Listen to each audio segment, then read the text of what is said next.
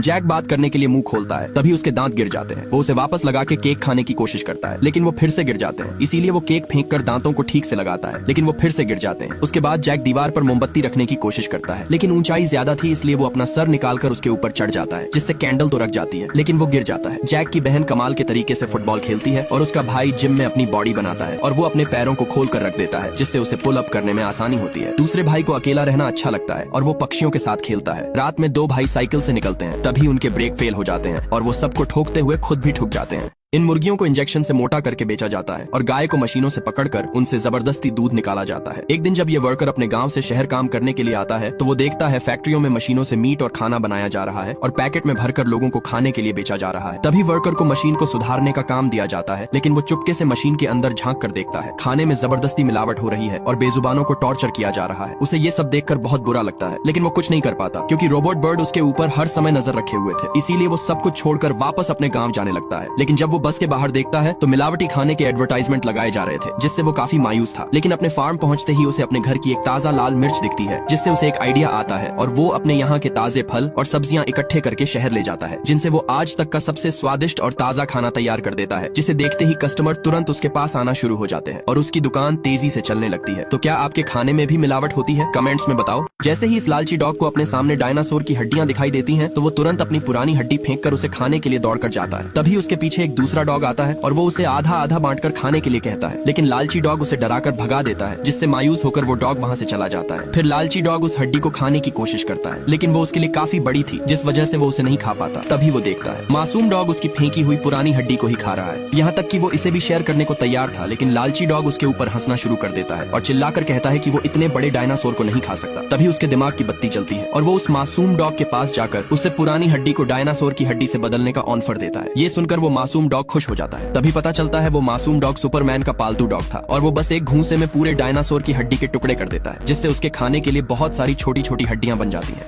ये औरत सूप पीने की कोशिश करती है, पर बड़ी चम्मच की वजह से खाना नामुमकिन है। दरअसल भगवान ने इन सभी को श्राप दिया है और अगर इन्होंने सूप खाने का रास्ता नहीं निकाला तो सबको खाई में गिरा दिया जाएगा। लेकिन सब लोग सही रास्ता ढूंढने की वजह एक दूसरे से लड़ने लगते हैं और उनमें से एक की चम्मच टूट जाती है, जिससे वो पूरी तरह दुखी हो जाता है। तभी औरत अपनी चम्मच से उसे खाना खिलाती है। इससे पहले तक किसी ने भी एक दूसरे को खिलाने के बारे में नहीं सोचा था। ये देखकर सभी लोग चम्मच को संभालने में मदद करते हैं और वो आदमी 100 साल में पहली बार सूप का स्वाद चखता है, जिससे उसके चेहरे में खुशी आ जाती है। तभी पूरी दुनिया रंगीन हो जाती है और सब एक दूसरे को खाना खिलाते हैं। तो अपना फेवरेट खाना बताओ।